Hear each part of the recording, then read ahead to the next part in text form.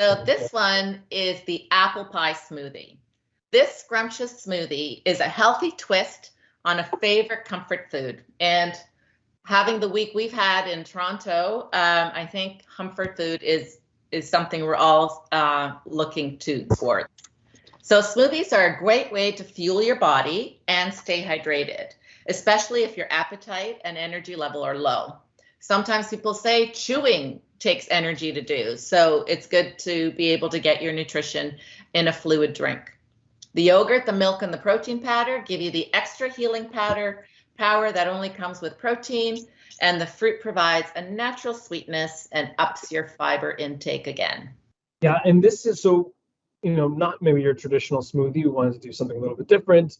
And apple pie smoothie, I think, yeah, Daniela, you hit it right on the head. It's, it has that comfort, sort of flavor profile going on. It's not like literally throwing a slice of apple pie in a blender, although that might taste pretty good. We're sort of playing off the flavors, right? Those spices from the apple pie and then the apple itself. So we're using, any apple will work. I think chatting before we agreed Honey Crisps are our favorites. So my favorite. Honey Crisp, but any, Golden Delicious is another really good apple to use, and wash it really well. We're keeping the peel on, but you can remove the peel if you need to as well, right? Great. Yes. If you need to cut back on your fiber intake, definitely removing the peel is one way of getting rid of that insoluble fiber. Yeah. So apples actually are back in the limelight again.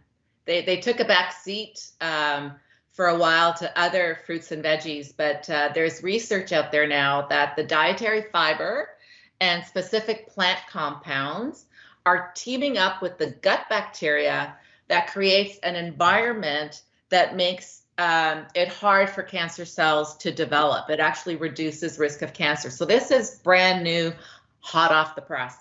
And there have been some studies, only observational studies, that have linked apples with lower risk of the estrogen receptor negative form of breast cancer.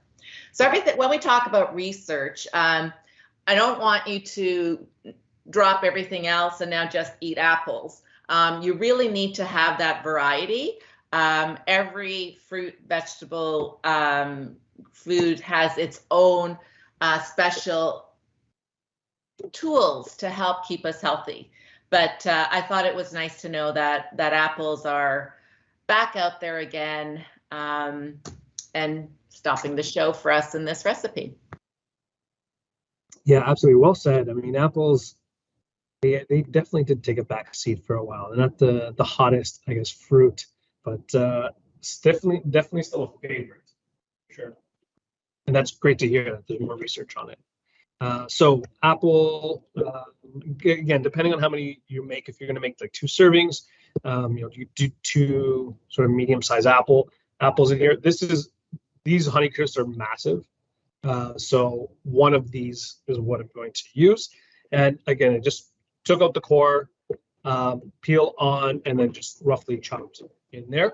And then to complete that sort of apple pie feel, we're using a little bit of cinnamon, a little bit of nutmeg, and you can throw in, like, even some of your other spices. You can throw in some ground ginger in this as well if you like, maybe a little pinch of clove, cardamom.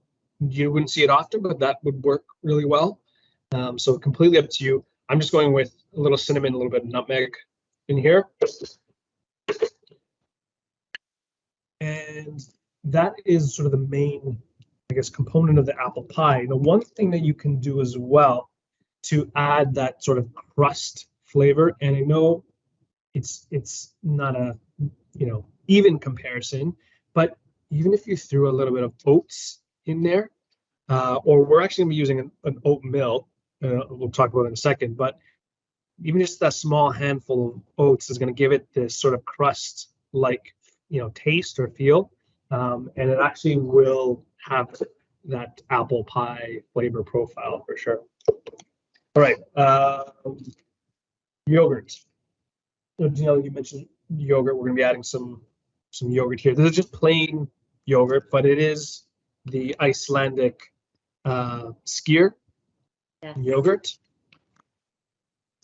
Yes, so Greek yogurt, Icelandic skyr are excellent choices for more protein. So Greek yogurt, if you're using that, half a cup has 10 grams of protein in comparison to 4 grams in regular yogurt. And skyr has a little bit more. It actually has 12 grams of protein in a half cup. So great choice for the recipe today. Beautiful. So we're going to have that in there. And then we're going to throw in some frozen banana. This is optional, but if you like smoothies on that sort of, thicker, almost soft serve style consistency, I love adding a frozen fruit element to it because it just helps to sort of thicken it up. The banana is going to obviously provide some, of its own sweetness as well, but this is optional. And more fiber. There you go. Awesome.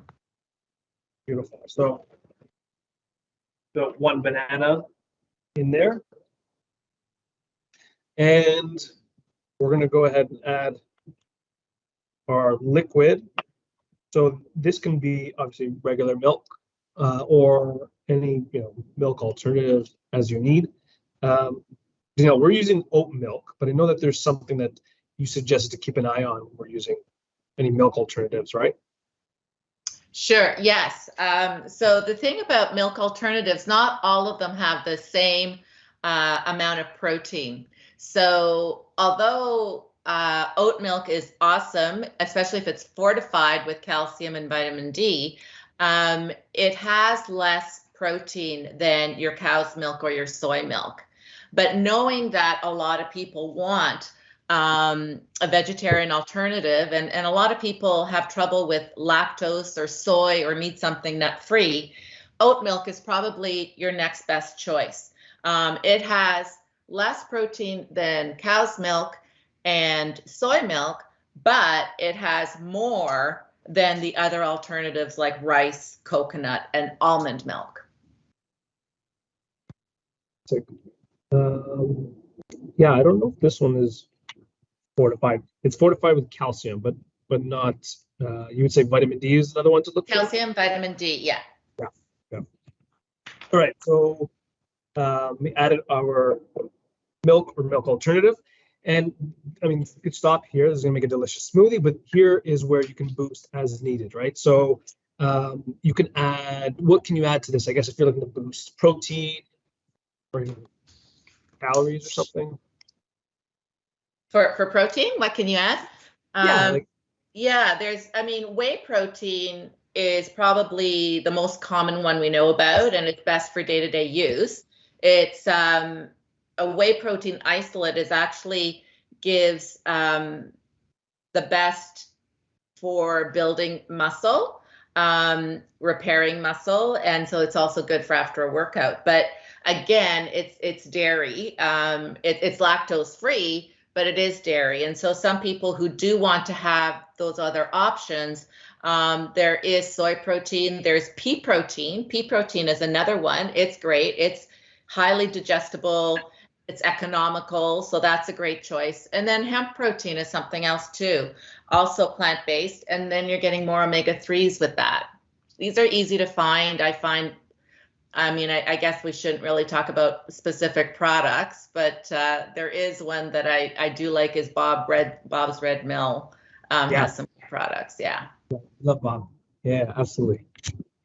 All right. So yeah, those are great suggestions, great options. If you do want to boost it up a little bit, you can definitely add that. And then we're going to let it spin. I'm going to mute myself again, just so you don't blow your eardrums. I also forgot to say that if you want something really easy and you don't have trouble with lactose and you don't have trouble with dairy, just get skim milk powder. Don't make milk out of it, but use it as a protein powder to fortify the smoothie, cereals, puddings, even throw it into your yogurt if you want. Okay, so pretty much let it spin until that apple breaks down. And there you have it. Now again, you can, you want to fancy it up, chef it up, throw a little slice of apple on there if you want, but here we have it. And again, it's hard to see, but with that skin on, have these little red flecks in the smoothie, which just looks really, really nice. And I mean, it's not apple pie, but definitely smells like apple pie. So this is a nice little twist on a comfort food classic in a smoothie form. And there it is. That's our last snack recipe.